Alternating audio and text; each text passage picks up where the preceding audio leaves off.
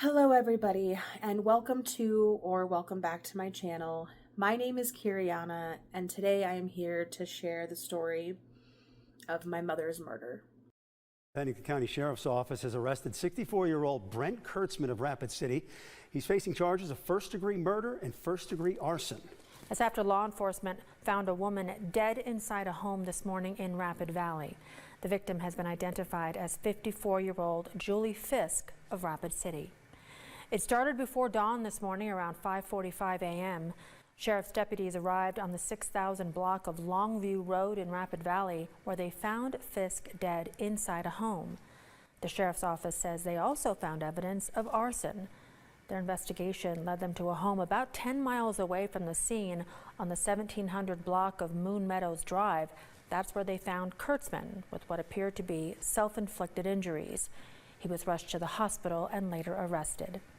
Obviously, this is a very hard story to share. The reason I've decided to share it is not only to keep my mother's memory alive, but also I know that there are so many people who deal with domestic violence, and I feel like the subject of domestic violence is treated like it's still a taboo. It makes people uncomfortable, but I feel like it needs to be talked about more. People need to understand the warning signs more so that more people can be helped. Also, something I want to mention is that I know when it comes to true crime, a lot of people have a lot of different opinions on the consumption of true crime. And before this happened, I was somebody who watched Dateline, Snapped, Forensic Files, Deadly Women. I followed Kendall Ray here on YouTube and Stephanie Harlow here on YouTube, and I loved watching Crime Weekly.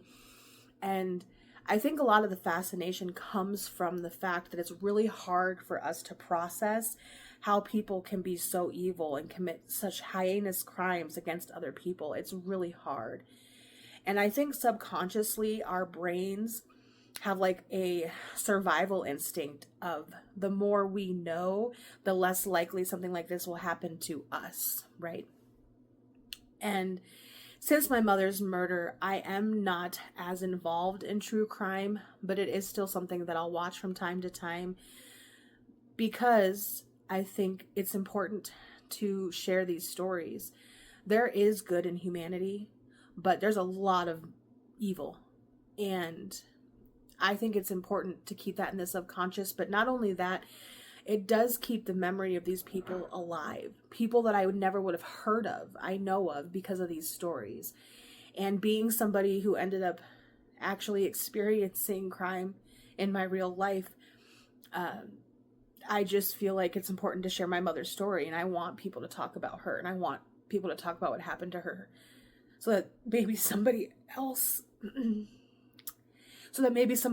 life can be spared, and somebody going through this situation will feel like they're not alone and that they can get some help. So the first thing I'm going to talk about is the day that I found out about my mother's murder. After that, I will backtrack to the lead up and then aftermath, and hopefully it'll be pretty seamless. At the time that this occurred, I was actually living in a different state. I was living in Iowa, and my mom was living in our hometown in South Dakota. The day before anything happened, I had posted a video on Facebook that my mother commented on, and I'll put a clip of that video here.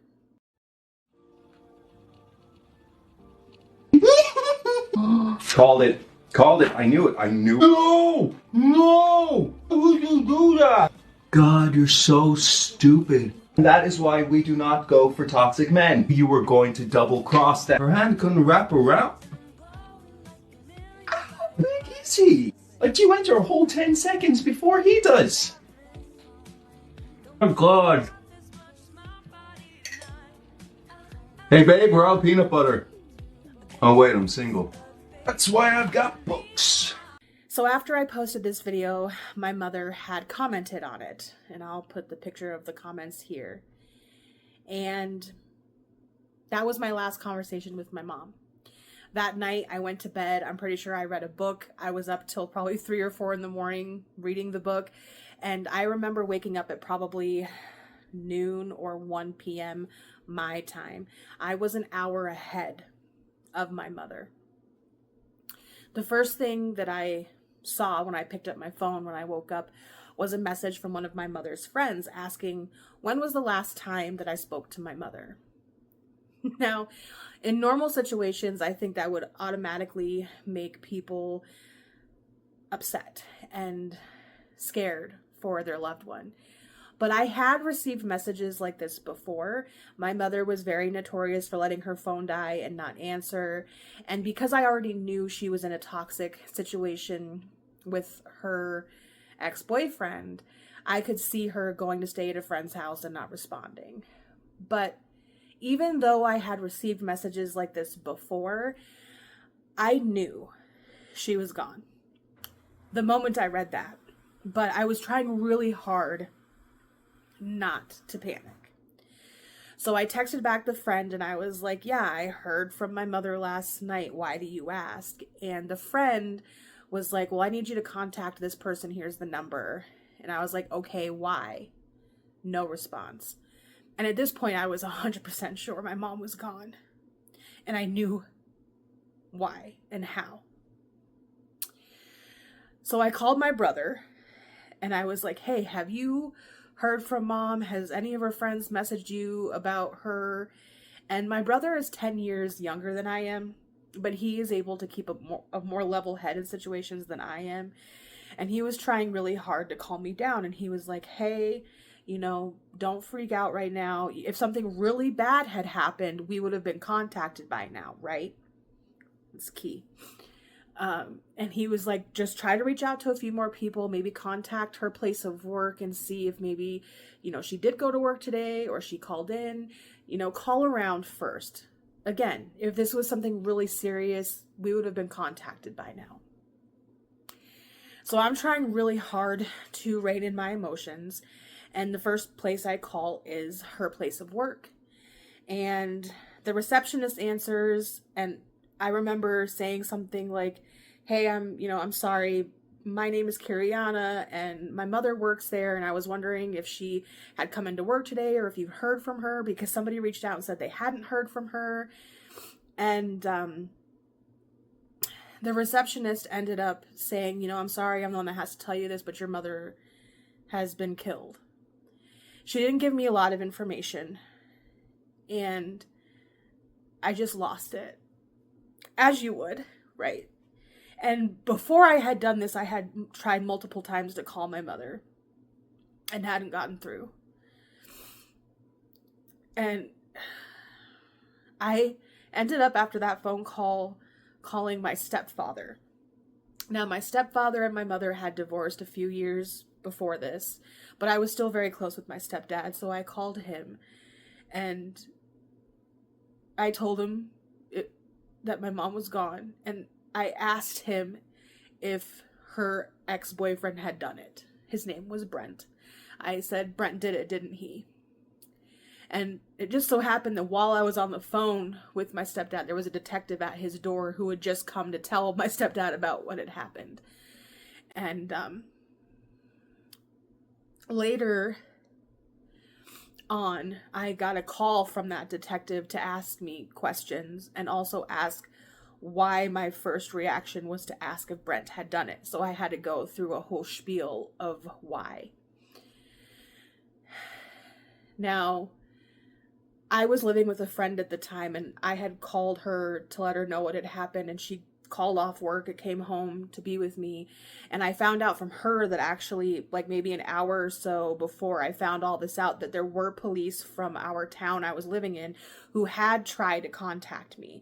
They did come to the house and knock on the door, but at the time I lived in a basement, so I did not hear it. And then they also had tried to contact, I believe, her husband looking for me. But this was in the afternoon. And again, remember, I called my brother and he hadn't been contacted at all. The crime happened at like 5 a.m. South Dakota time, which was 6 a.m. my time.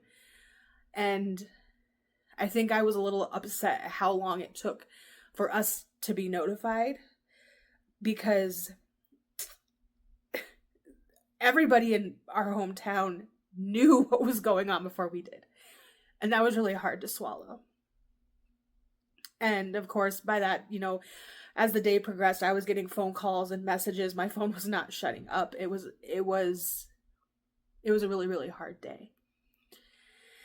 So to kind of give you the backstory leading up to this, everybody always says when they lose a loved one how amazing they were, how everybody loved them. They didn't have an enemy, how when they walked into a room, everything just lit up. And I know that sounds cliche, but my mother really was like that. She made an impact on every single person that was in her life. She was the rare person who really did take time out of her day to contact her friends and make sure that they knew that she was thinking about them and loved them. She was amazing at giving gifts. She always made them very, very personal to you. She was the most extroverted person I ever met in my life. She loved to sing. She had a really beautiful voice. She was hilarious and very, very smart and loved to be the center of attention. And she was absolutely one of the most amazing people. And I'm not the only one that thinks that. I'm biased because I'm her daughter. But with her death, there were so many people who I'd never heard about that reached out and said, oh my gosh, I met your mom, back when we were kids or when we were in high school. She kept friendships her entire life, and she was absolutely amazing. And I will share clips throughout this video of my mom singing and pictures of my mother. She was very, very beautiful, very, very talented, very, very kind, very forgiving. Which I feel like her kind heart is kind of what her downfall was. I believe back in 2018 is when my stepfather and my mother divorced. And it was really, really hard on me. I didn't see it coming. I was an adult, I was in my late 20s at the time. And it was really, really hard to not have our family unit anymore. My childhood was pretty good. So it was just a really hard time for me. And I want to say not even 6 months later, she was dating somebody else. I don't know if my mother actually ever told me how she met the guy. She may have told me and I just tuned it out because I never liked him. But on her 50th birthday, about a year after her divorce, is when I first met this man. I had thrown a surprise party for her. I invited all her friends, and he came with my mother. And I remember my first thought process of meeting him was I didn't understand what she saw in him. Like I said, my mother was beautiful and just an amazing woman. She could have dated anybody she wanted, no matter what age. She just was that kind of person. And this guy just seemed very standoffish. It seemed like he was looking down on all of us. He kept trying to leave her 50th birthday, saying like he was bored. She loved to sing karaoke. He didn't sing one song with her the entire night, and I understand some people just don't like to sing. That's fine. But it was just, for me, I was like, if my mom's going to start dating again, wouldn't she find somebody who enjoys the same things that she does? And he just gave me the wrong feeling. But my thought process was, okay, if my mother's happy, that's all that matters. It's not my life. It's not like we're going to become a family unit where he's going to become my dad. I'm, almost in my 30s. It's fine. She's happy. I'm happy. But my bad feelings about him got worse as time went on. I remember, some of the first times we would go and hang out with my mother at her home because she was the one who hosted Christmases and Thanksgivings and things like that. He just seemed very egotistical and full of himself, and he knew everything and you were wrong. And if he thought you were wrong, he would spend a lot of time trying to convince you of his side and make sure you knew he was right. And I remember there was one time, and I believe it was Christmas time, we were going to try and watch a Christmas themed movie or show. And he was completely against it. He's like, no, I'm not. Let's not do that. Let's watch instead videos of me rock climbing and skiing. because who wouldn't want to sit and watch somebody do that? And we spent like an hour, 2 hours just watching these videos of him doing all these outdoorsy things. And I remember just being like, this isn't what holidays are about. And it wasn't like we asked to see them. And I just found it very off-putting. One of the things that also really set me off about him was there was a time where we went out to dinner with my entire family, and my brother had traveled to visit for the holidays. He's in the military. He lives down in New Mexico, and I expected my mom's boyfriend to at least pay for my mom and my brother, right? I just felt like that was the courteous thing to do. But he made it a point this entire dinner, countless times, rudely telling our waitress, make sure that the check is split between all of us. We're all paying for our whole meal. And this was multiple times that he said this. And I grew up in a family where there always was one person who paid the bill and the rest of us just kind of chipped in for the tip. But after my mother divorced, I never went somewhere expecting for my meal to be paid for. I went there with the assumption I was paying for my own meal. But again, I figured my mother's significant other would pay for her meal and my brother's. It just was something that I thought was the correct thing to do. But this entire night was just him constantly reminding us that we had to pay for our own meal. And he was just being so disrespectful. So I had a friend with me at this family dinner. And so we ended up paying for my mom and my brother. Because, again, we felt that was the right thing to do. And I remember at one point just getting up and being like, I can't stand this. I'm going outside. My brother and I were supposed to leave the restaurant and go back to my mother's apartment where she lived with this man.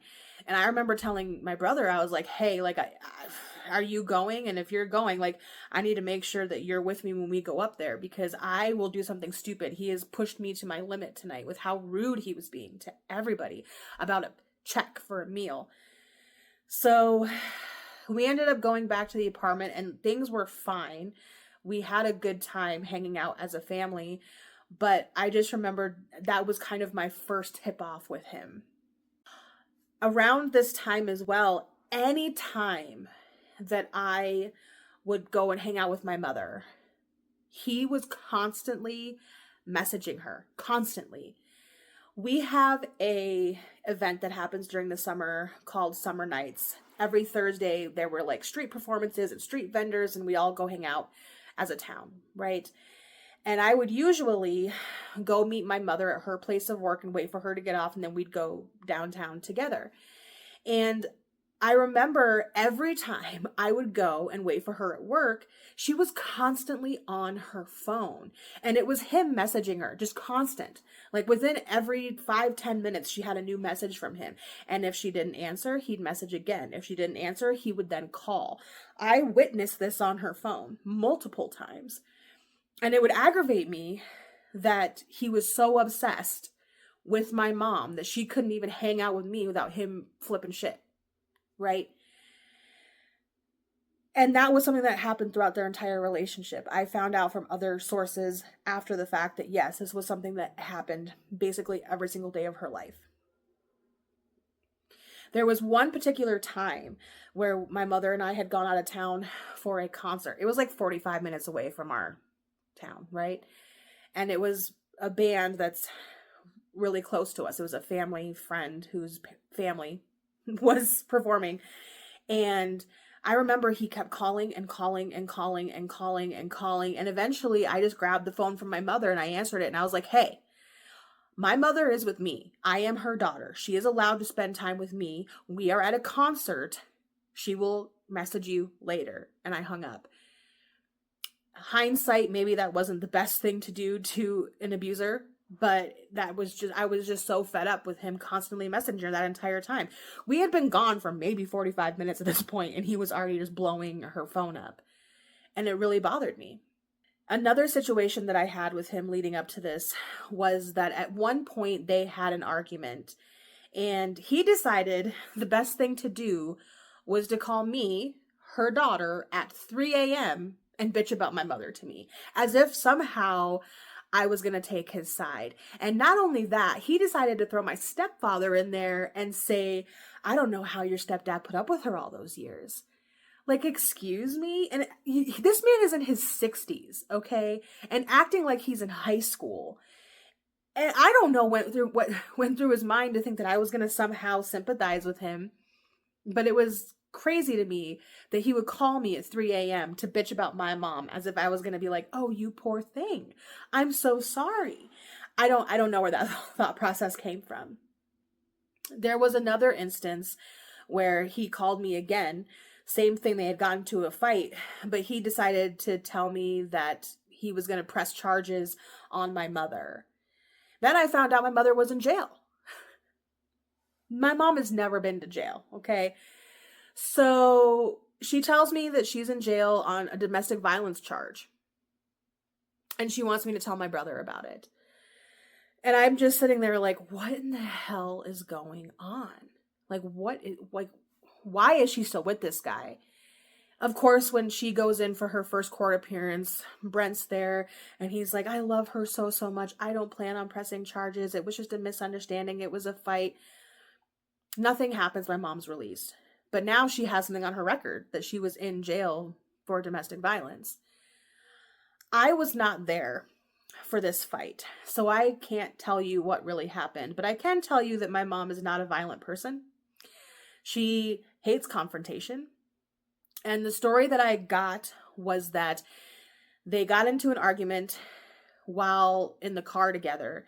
And she decided to leave the vehicle, call a friend to have them pick her up. And she decided to stay at that friend's house. And her phone died, so he wasn't able to contact her while she was gone. But when she tried to come back, he was trying to keep her out of their apartment. He had barricaded the door somehow and wouldn't let her in. And somehow she had finally managed to make her way into the apartment. And from what I understand, he was scratched. And that's what he called the police for domestic violence.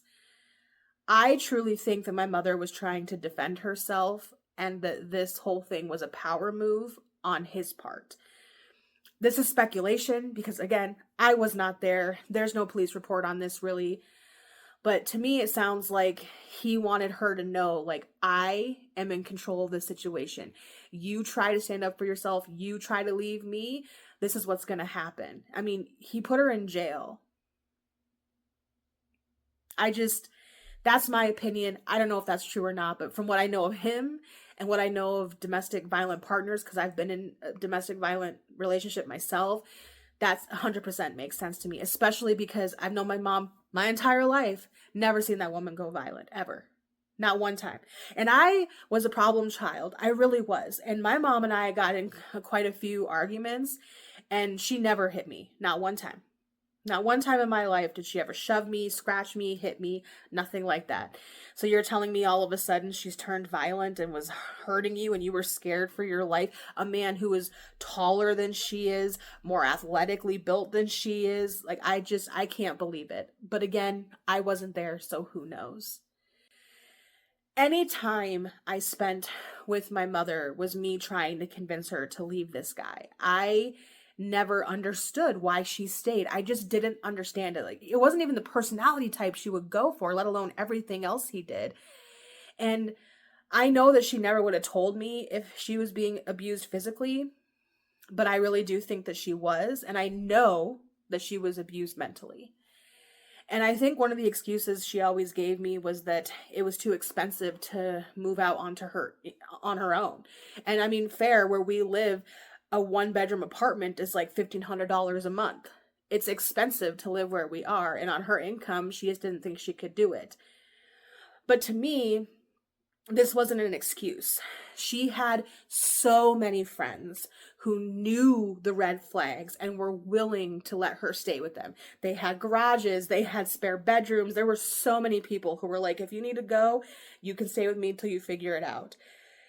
But even though I was constantly trying to get her to leave, I was sympathetic in knowing that when you are in a domestic violent relationship and you're torn down by your abuser, you don't see an escape, and you're afraid, and you somehow think this is all your fault, and it's very hard to leave. It just is.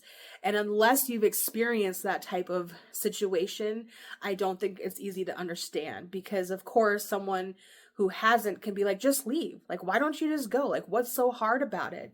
But when you're broken down by an abuser so much mentally and physically, and made to believe that somehow you're the problem and no one's going to care about you like they do, and that you're always a fuck up and that you have nowhere to go, you believe it after a while. They just rewire your thought process. So I was able to see her side of things, but I just kept wishing that she would get like, hey, since I've been here, believe me, listen to me. And I had even told my mother at one point that I thought he might kill her if she didn't get away. And my mom just looked at me and she's like, oh, you're being so dramatic. And I just looked at her and I was like, no, I'm not. I really am scared of what he'll do to you. One of the last times I really ever encountered him was, again, at a family dinner for, I believe, Thanksgiving. And I had a friend with me. It was my friend, me, my mom, and Brent. And I think at the end of dinner, we ended up playing something like Cards Against Humanity. I'm not sure if that exactly was the game. But like, Brent was just not having a good time. He didn't find the things we were doing funny. No one was finding his jokes funny. He got butthurt because no one was choosing his jokes. So he decided to quit the game and go pout on the couch in the living room. Which, fine. We continued to have a good time, because holidays is about having a good time and spending time with your family, right?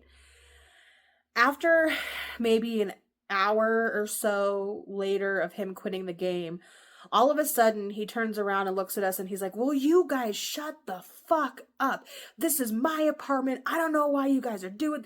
He went off.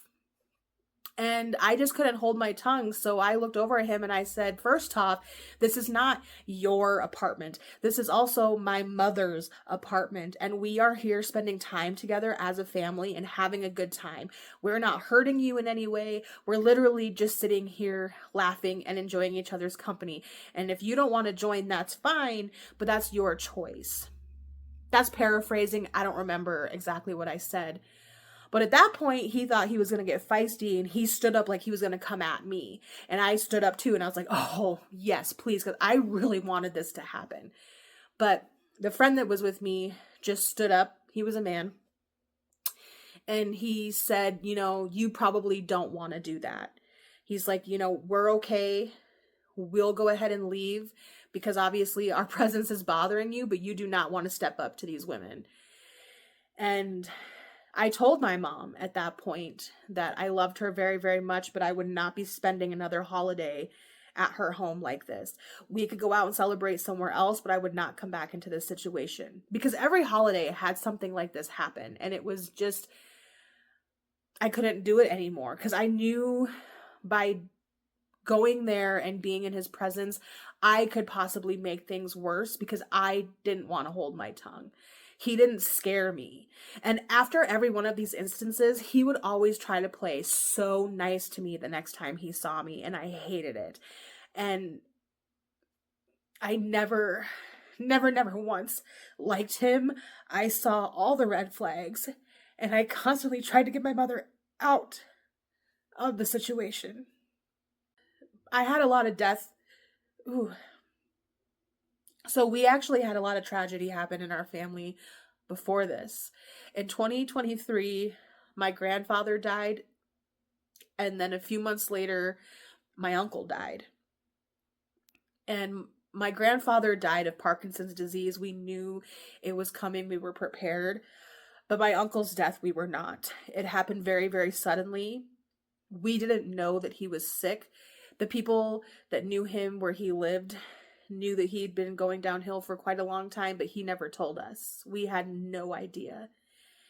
And my uncle lived in Lincoln, Nebraska, and my grandmother is suffering the beginning stages of dementia, so she wasn't able to actually take over his estate. So my mother was the person who had to go down and take care of his business.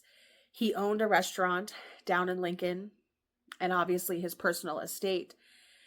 At this time of my uncle's death, I actually lived in Iowa and was only like 3 hours away, which is much closer than where we're from in South Dakota. We're like 10 hours away. But because of that, I was able to go down and help my mother. I was more of emotional support than anything, but I was there to help her with whatever she needed and to just be there as a shoulder for my mom. And during this time, it was probably the happiest I'd seen my mom in a very, very long time. You know, she was away from Brent, and yeah, he still would try to contact her and things, but it looked like she was starting to understand, like, yeah, I need to get out of this. Yes, I deserve better. And I will share a video of my mother dancing with a man that I was hoping she'd get with.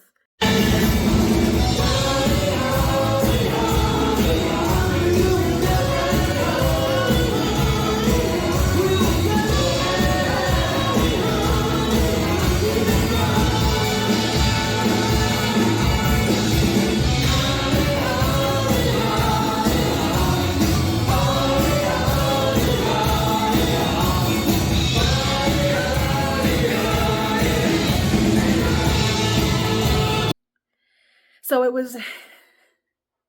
was things like this that were making me very hopeful that things were going to get better for my mom. And at the end of this year of 2023, she told me that she was going to buy her own home and get away from Brent completely. The silver lining, I guess, of my uncle passing was that he wasn't a rich man, but he had left enough money where my mom could start over. And my mother and I both tried to hold on to that as a positive, that we obviously missed my uncle and hated that he had to go. But at least something good could come out of it, and she could get out and start her own life over. So the beginning of 2024, my mother had let me know that she was going to be closing on a house.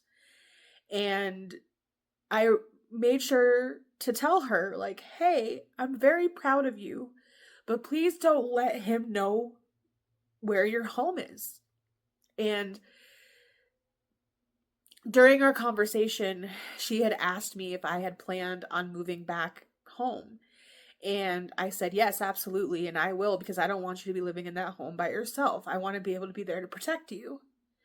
So I was planning on moving home very, very soon.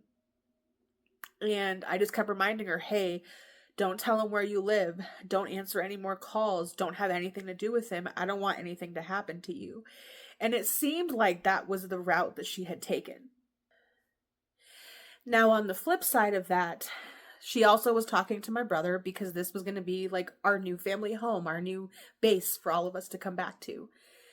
And he was on the side of not wanting to piss him off more and saying, like, hey, you should let him know you're leaving. You should, try to keep it friendly so he doesn't get angry with you.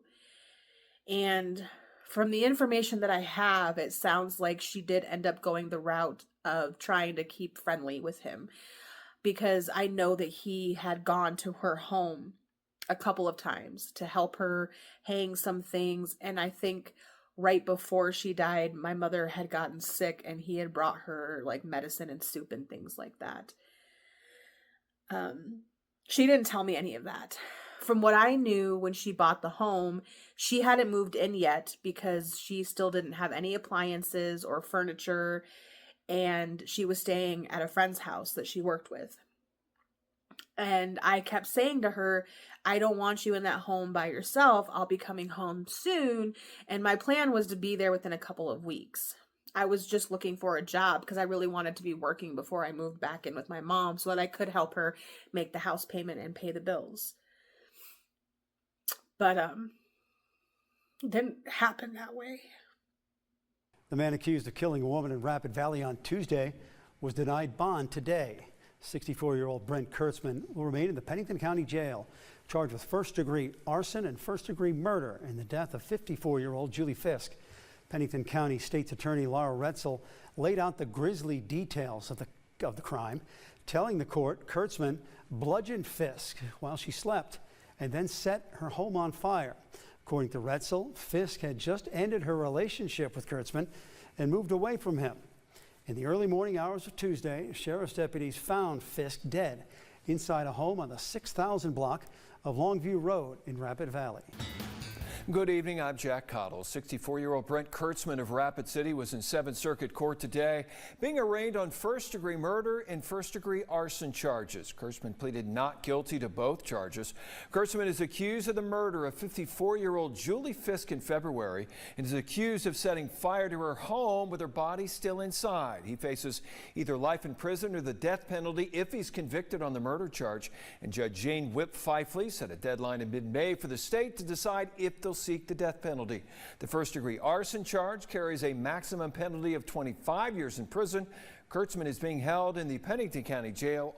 The man charged with killing Julie Fisk made an appearance in court today. Brent Kurtzman reached a plea deal with the state and pled guilty to first-degree murder with premeditated intent. There was a factual basis for this charge that was not read aloud in court to protect the victim's family. This charge comes with a mandatory life sentence. So, from what I know, and I found out a lot of this in court in November when we did the sentencing for Brent. I think the day before her death, Brent and my mom were still talking a little bit. There was no argument. There was nothing. There was no proof of them having any type of interaction that would have been like a snapped moment. He actually went out with some girl. I don't know if it was on a date or just he went out with a friend, but apparently during this whole meeting with this person, he wouldn't stop talking about my mom and how angry he was at her. And the person he was with said that, you know, he probably should figure that out before, you know, going out with people. And apparently that night, he texted that person and said, I finally know what I'm going to do about Julie. So from the information that I have, he grabbed a hammer. It's not like a hammer that you hammer nails into. It's a bigger hammer that I believe is for like rock climbing or something. And he went to the gas station near his apartment and filled up, I believe, 2 gas cans and drove 10 miles to my mother's new home. Somehow he broke in. It looks like there was a screen taken out and that he climbed through a window. From what I understand, it might have been something where when he was in there helping my mother hang some things, he may have left a window unlocked purposefully for this. He went into the home and he beat my mother with a hammer. Now, obviously she was sleeping at first and was woken up.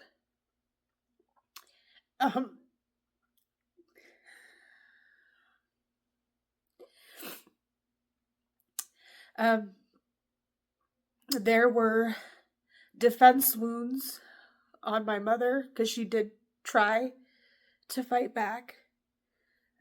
Again, she started out in the bed, but she ended up on the floor face down. And I believe, from what I remember from the coroner, that she was hit over 30 times. He then poured gasoline on my mother and led the gasoline down the hall into her living room and set her on fire, closed her bedroom door, and was hoping that the whole house would burn down. I'm assuming he was hoping that he would burn the evidence and it would look like maybe not a homicide. I don't know what his thought process was. And I learned later on that my mother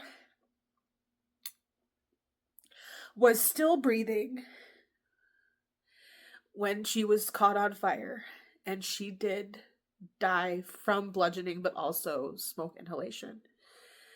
And for whatever reason, my mom's house didn't actually catch on fire. This house had just recently been remodeled, and the seal in the house was really, really good. So the fire wasn't able to get a lot of air to actually become an inferno. It was just really, really hot and smoky. So evidence was not burned away. And so that's good news. She wasn't burnt to a crisp or anything. What Brent ended up doing after that is driving back to his apartment, and apparently he called somebody and admitted to what he did, and supposedly he tried to kill himself after.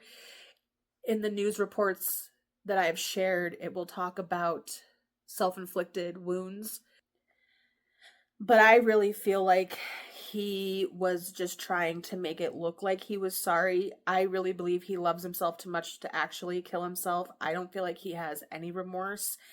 And I feel like it was just for attention so that people would think that he felt sorry, because the wounds were on the sides of his neck. And in the mugshot, you can probably see that. And, you know, they said, I believe, that he had like his car on in the garage to try to get like the monoxide going. I don't know. I think he loves himself too much to actually kill himself. But they had surrounded his apartment and was trying to get him out of the garage for a very, very, very long time. But they did arrest him the same day that he killed my mother. So I ended up having to move back right away to be able to take care of my mother and to get ready to go to court. And I actually did go into the home and take pictures, and I'll share some of them here. When we went to court, there was a lot of talk about the death penalty and the cruelty of this case. And we could have gone for the death penalty, but what we learned, which I really didn't understand from watching true crime, was one, most of the time in a crime like this, people will plead not guilty. And it's not necessarily because they're not guilty. It's because by pleading not guilty, their lawyer then has the opportunity to look over all of the evidence. And then that's where plea deals or the idea of a trial will come up, is after this. And I mean, Brent had already made the confession to somebody else. He confessed to the police department after they arrested him. There was no way it wasn't him. But the reason he pled not guilty first was so that his attorney could look over the evidence. And once he pled guilty, we had decided to drop the death penalty, because to actually have a death penalty given as a sentence, I believe you do have to go to trial. And I had been to enough court dates to not want to do that. It's hard enough having to see him. I didn't want to have to rehash my mother's death over and over again. And I mean, court can take a really long time to get through. The state attorney that we worked with let us know that she has a family who is, you know, trying to get the death penalty in their case, and they've been waiting for over 5 years. And I didn't want that. I wanted to be able to be put at peace. And so we took the plea deal of guilty with just the mandatory life sentence with no possibility of parole. And a lot of people were angry about that. A lot of people said that, you know, he deserved death. And I don't disagree, but there's no justice here for me. No decision I make will bring my mother back. And the only thing that I feel would be fair is if he would be put down the same way my mother was. And since that's not right and inhumane, you know, he just gets to rot in prison. A Rapid City man was sentenced to life in prison today for the murder of a woman at a Rapid Valley home in February. 65-year-old Brent Kurtzman pleaded guilty last month to first-degree murder after beating Julie Fisk while she was sleeping. And then he set her house on fire while she was still alive inside. Kurtzman accepted a plea deal which eliminated the possibility of the death penalty. Now, before sentencing, Kurtzman addressed the packed 7th Circuit courtroom saying, quote, "I pray each of you can find it in your hearts to forgive me for my actions. I accept the consequences of my actions. I'm sorry. State's Attorney Laura Retzel praised Fisk for her ability to leave that dangerous relationship. She waited until he was on a ski trip and left when he wasn't there so that she could be safe in that process. We know that for domestic violence victims, when they leave is the absolute most dangerous time for them. And this case is a textbook example of that. Following today's sentencing, Fisk's children released a statement saying in part, quote, "The love and support of everyone involved are deeply felt and greatly appreciated. Our mother's memory remains strong, and we sincerely hope that anyone in a similar situation reaches out and seeks help," unquote. Honestly, this is probably the first time in a while that I've even cried about the situation. I really haven't processed it yet.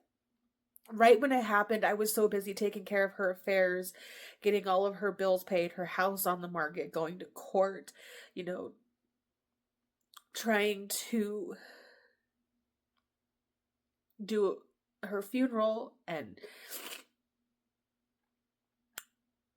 I really still am processing it. It's really hard, and especially hard for me just for the fact that, my mother and I never texted or called every single day. And I lived in a different state quite a few times. And so it was normal not to hear from my mom for a little bit. But so it's easy for my mind to be like, oh, she'll message me soon. And I miss her a lot. And I hope that by sharing my story, that somebody out there going through this will know that they're not alone, that I understand it's scary and it's hard, but it's okay to reach out to people. People do care. People do want to help. You're not a burden to those that actually love you. And I really hope that this video helps somebody see that. Or maybe you're a friend or a family member of somebody going through it and you've kind of ignored the signs, and now you're like, you know what? No, this isn't good.